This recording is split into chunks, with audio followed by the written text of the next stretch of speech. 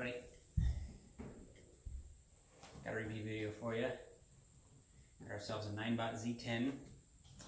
I'm really excited about this one for quite a while.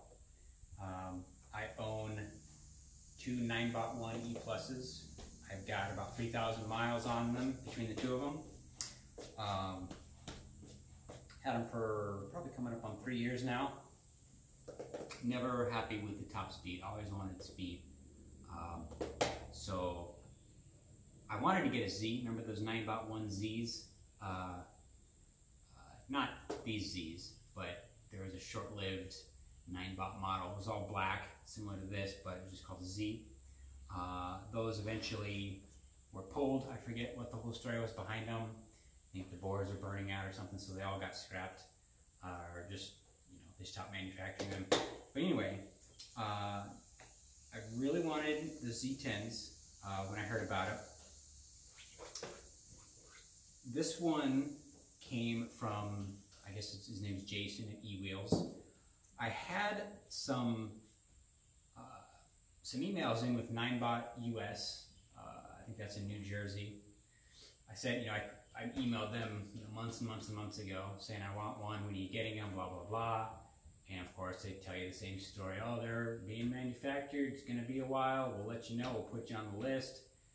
I got this in hand, arranged, shipped, in hand, and I'm writing it, and I still haven't heard a single update from Ninebot US about, oh, hey Joe, we're gonna be getting them soon, did you still want one?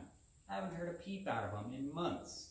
So, not really too impressed with Ninebot US. eWheels much better. A little bit of a snafu getting this shipped to me. I won't go into, but overall happy with it. Let's talk about the unit itself. I've seen some reviews of the Z10s, and they're mostly pretty positive. I know that there was a Z10 that went around, got shipped around. People like Chooch got one. Another couple of reviewers I follow that their names aren't quite as memorable as Chooch. But there's one went around. I saw all the reviews, mostly pretty positive. I'll warn you right now, mine is not going to be the most positive. I've got major issues with this. So let's just start from the top. We'll go top to bottom. I don't have my complaints listed or anything pre-scripted here, but I'll just talk about it. So people have said in other videos, you keep accidentally hitting the power button. That's absolutely true. It's mostly a thumb thing. When I pick it up, I tend to leave my thumb here on top. And if I need to guide it over a bump, I might accidentally turn it off. I just need to teach myself to not put the thumb up there on top. We'll get that back on. Some people suggested the long press for turn off. I think that would be perfect. The Bluetooth is connected successfully. Successfully. Funny little audio clip there. I've got my phone nearby recording, so it automatically connects. The pickup function works. I'm still on the fence as to whether or not I'll keep it on. So far, so good there. All right, major issue number one. This thing is hard as a friggin' rock. They tried to make this top portion here a little bit softer. This fiberglass looking area here, that is as hard as it sounds. This is not much softer. People that have the Ninebot ones with the pads on there, those are so much more comfortable than what this thing is. It hits you about right here, upper shin. Yeah, if you remember when you were learning Ninebots or learning unicycles, you probably had sore shins. You had maybe had sore ankles from just that contact, and eventually, the more you used it, the more your legs got used to it, and you eventually stopped getting sore. Sort of even with, say, the Ninebot pads. But we all get better. We all learn how to not squeeze it so hard. I experienced that same soreness all over again with this unit, despite knowing how to not squeeze it so tightly. So that's major problem number one. caveat here is that they do ship with you some extra padding. It's got sticky stuff on the back of it. You peel off the sticky stuff, you put it on here. Not sure if I want to do that yet, but you put it on there, and what you're actually putting on is the back of a Velcro pad. So once it's adhesed on there, you could pull that thing off, and you're left with a Velcro strip.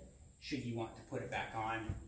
Again, I'm not sure how I feel about that. I'm not sure I want Velcro strips visible if I ever decide to take them back off again. And of course, if you pull those off, you're going to have sticky film.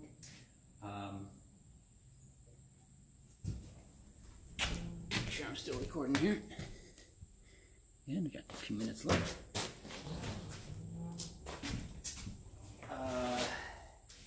So, yeah, that's big issue number one. Let me back up and talk about something that's not head to toe. This thing is freaking heavy. I think the shipping label said 55 pounds. I know by comparison, like when other people were talking about this thing being heavy, because I mean, I knew this going in, that this thing was going to be heavier than the other Ninebots. But I figured, oh, 55 pounds, big deal. I can pick it up if I need to do something with it. It is so goddamn heavy. It is unbelievable. I mean, this thing like solid gold inside, but it's freaking heavy. It's impractically heavy. Just picking this thing up and getting it in the back of my car to go somewhere and then get it out and ride, it's an issue. Now, let me caveat that by saying I'm fighting off a groin sprain, so I'm having to be extra careful picking this thing up. The Bluetooth is connected successfully. Okay, good.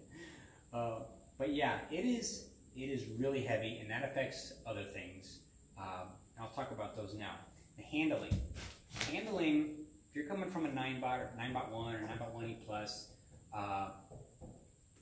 the handling is significantly different. And I believe, personally, that it's because of the shape of the tire. Not the size. It's top heavy, but I don't think that is why the handling on this thing is so different. You've seen close-ups. If you've been researching your Zs, you know that this sidewall sort of comes out to a peak.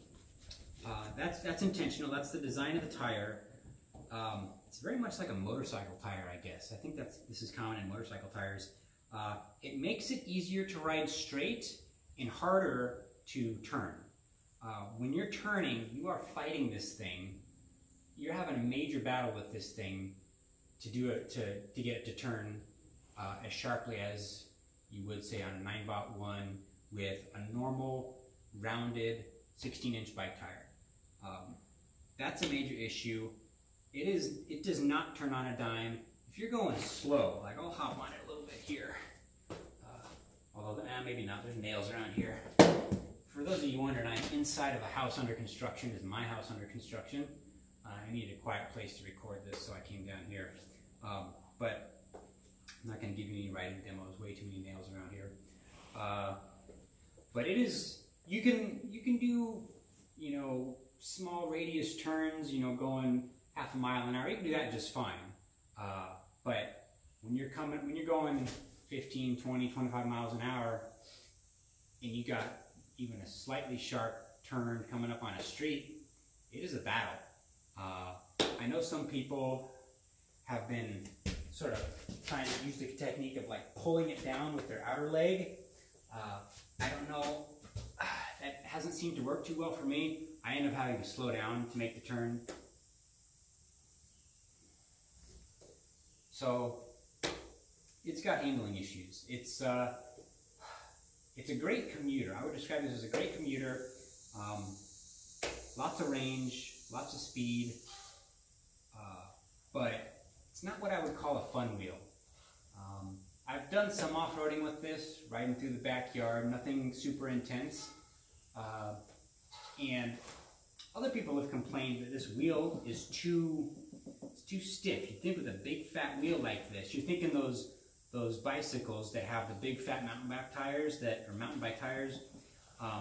That's not really what this is. While it's wide, it's not very deep. It's only about that deep. Maybe you can see from that angle. But that does not, that sort of rules out any really big absorption. Now, I've done what a lot of people have done and taken a lot of pressure out of this. Let me show you a little bit of how bouncy it is. So, I mean, if I put my full weight on it, the tire will flex a little bit. The Bluetooth is connected successfully. But I don't know how much more air pressure I can take out of this to get it bouncy and really absorbent on off-road. The point I'm getting at is that off-roading, I mean, this thing is kind of billed as an off-road tire because of its width, but I'm not sure it really lives up to that, simply because of how stiff this tire is. I've done some off-roading, obviously with my other Ninebots, the standard 16-inch bike tires, and I really don't see this as having a huge edge over those. Again, another big ding against how this thing is marketed. A big off-road tire that's not really that great for off-road. If you do hit a big bump going off-road, because this thing is so heavy, it's a challenge to recover from something like that. Because you don't want to be squeezing these things so hard, you know, to keep this thing under control. You got to squeeze this thing really hard with your legs if you're going off-road and you think maybe a nice bump's coming up. You're going to sort of clamp down on this thing, but these things hurt because they're so stiff that you don't want to do that all the time. So you're kind of caught. Do I, you know, take some pain and squeeze down on this and hopefully I don't get thrown off if I hit a big bump? Or do I, you know, you take the loose approach where you loosen up your legs, you don't squeeze this thing, you kind of let this thing bounce and go where it's going to go if it hits a bump. The problem there is if it does hit a big bump, it's so heavy, that bump is gonna catapult. This thing's gonna have so much more momentum when you hit a bump and it flies. I don't really know how else to describe it. It's just, so far has not been ideal off-road, and that's a big ding. Now, I personally didn't get this for off-roading. I got this because I wanted to go 20, 29, 30 miles an hour. I was sick of being limited to 12 or 13 with the Ninebot Z10s. So I'm really skipping a ton of in-between. I've only had Ninebots. Like I said, I got the Ninebot Z10s, E+, two of them, 3 years ago, and have not done anything in between. When I bought the Ninebot Z10s, Kingsong Gotways, those brands were just sort of, you know, coming into the market. They existed, but Ninebot was still the go-to wheel. It had the form factor, it had the good balance of distance and speed at the time. But let's move on with the head to toe. The light in the front, really good, really bright. It takes a little bit to warm up if it's a little cold, but it's significant. At night time, it is significant. Of course, you got a little bit of brake light on the back. Charging port is fine. Yeah, not too much else to say there. Charging port's fine. Charge it up overnight, it's fine. Talked about the pads being stiff. This stuff's hard as a rock. The pedals, I think these pedals look a lot like the Ninebot Z10s E+ wheels or pedals. They might be slightly wider. I haven't done a side-by-side comparison to see if they are. I just noticed when I put my foot on it, I seem to have a lot more space here on the outer edge. I haven't grinded these yet. This wheel sits higher up off the ground than an E+ does. Let's see, what else? Charging, or the air port right here. I think people are making the issues with this thing out to be much more than they are. I can stick my finger in there and let air out if I need. The stem that comes with it is fine. So anybody who complains about that is just looking for something to complain about. This pedal, a little rattly. This one is not. So I don't know what the deal is there. They do have the magnet grip, so it does stay up. but you know, here if I fling this one down, it catches itself pretty well. You see it even just kind of slowly went down there. This one is super loose. It just flanks down. Feels and sounds a little cheap. I don't know if there's much I can do about that. I haven't taken it apart much to see. Internally, good distance. I mean, I haven't done a full-fledged distance test yet, but I believe it when it says it gets every bit of 40, 45, 50 miles.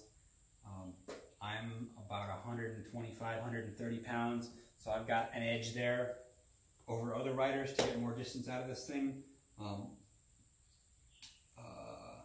Another ding though on handling and power compared to say a Ninebot Z10 Plus this does not feel very responsive. On a Z10 Plus, you know, if you do this kind of thing here, when you get on it, I'm gonna look like a noob, but that's only because I'm freaking sore here. Ugh. You can kind of do this thing with an E Plus, well, you can do it with any of them, but my pedals, if you look close, like, they're not moving.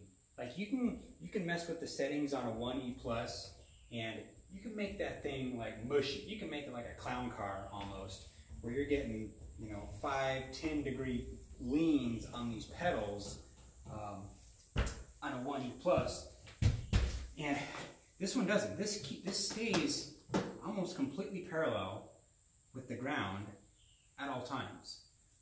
It doesn't, which doesn't really lend much to having a good feel as to how much you're accelerating, how much you're braking, and from a standstill to going, I don't feel like this has any edge whatsoever over like the first generation E's or E Pluses. Of course, those are lighter units, but that's still really no excuse. 30 pounds versus 55 pounds, yet the E Pluses feel about twice as nimble from zero than this thing does, having, you know, 1,000 watt-hour battery. I forget what the motor is, what, 800 watts in here? I forget, I'm not too up to speed on the specs. But from an internals power perspective, this thing runs circles around the E Plus, but it just doesn't feel like it from zero. As far as reaching like top speed, I'm discovering that it's difficult to reach top speed. You see people making these, you know, speed review, or making their own review videos of this, you know, doing top speed tests, hill climb tests. It's not easy to hit 29 miles an hour. The reason being, the faster you go, the more wind that's hitting you and pushing you back. I mean, you have to lean forward to counter that, lean forward even more, to the point where to hit top speed, you're leaning forward really far, and quite frankly, it doesn't feel safe. Now, we're all riding these, so we kind of put safety, or threw safety out the window, but it is not trivial to hit top speed on these. You got to really try to get all the way up to 29 miles an hour. That being said, I've done it. It's usually on downhill runs that you can get you can hit your top speed, but very difficult to hit top speed going even flat, especially going at any kind of an incline. It's very difficult to reach top speed. Hill climbing, fine. I tried a particular trail that has an exit that's got a pretty significant climb. Very short, but significant climb. Handled it, no problem. I wouldn't say it's got so much power that you could climb a hill and accelerate on the way. And that being said, climbing a hill, as we all know, can be difficult. You're usually going slower than normal riding speed.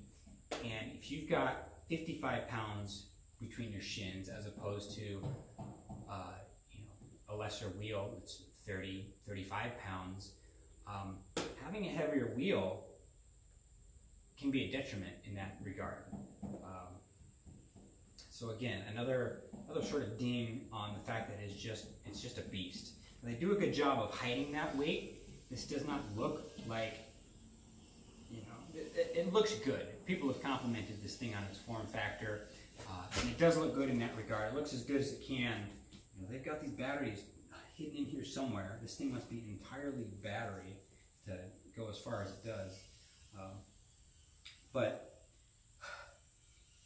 yeah, I have mixed feelings on its superiority when it comes to hill climbing. Hill climbing, again, you usually are squeezing this thing because you need some control, especially if you're off-road hill climbing. You're back to what I was saying earlier. You got to squeeze this thing to maintain control.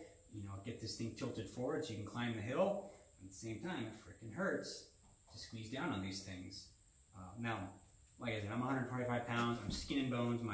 You can feel my bone through my skin here. So that's probably a bit of a personal problem. Some of you bigger fellas that have more fat, more padding on your legs might not have this issue at all. Good for you. But I am not in that boat, so I have to deal with it. Let's see, what else can we talk about? Battery indicator on the front is very handy. Just have a quick peek and see how it looks. I haven't attached the mudguard or the trolley handle. Came with both. The unboxing experience was fine. I wanted to record it, but at the same time, I wanted to just get this thing open and write it, so I didn't stop to set up a recording session. Oh well, other people have done unboxings you can watch. Let's see.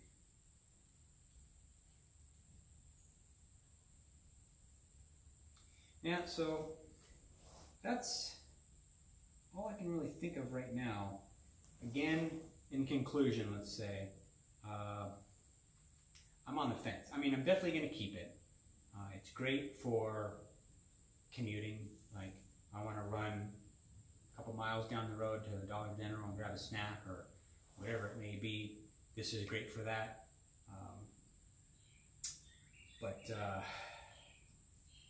Yeah, there is definitely a time and a place for a wheel like this, and a time and a place for my 3-year-old E-Pluses.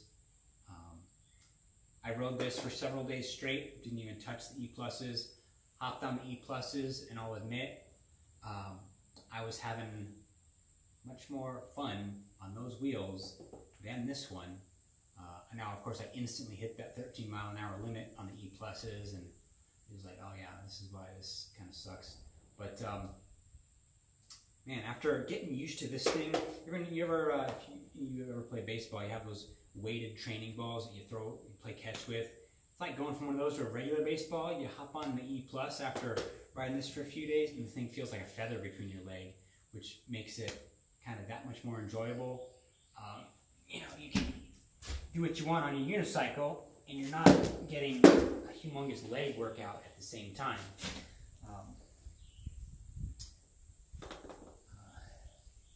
Let's see. What else? So, yeah, I'm on the fence as far as a final verdict. Only had it, 4 or 5 days. Actually got it Wednesday evening, so Wednesday evening, Thursday evening, Friday evening, Saturday evening, Saturday evening. So coming up on 4 days. So I'm going to reserve final judgment, but there are definitely issues and challenges to overcome in fully enjoying this wheel. Really makes me curious now to try some of the other wheels that came out with this one. I forget their names, but I'm definitely going to be interested in trying some of the newer wheels that have the power and the speed, but not a big fat tire like this, because I think this has a large negative effect on the feeling in the ride. So we'll leave it at there. Maybe I'll do a follow-up video here in a few weeks, see where we're at as far as my feelings on it. But that's that.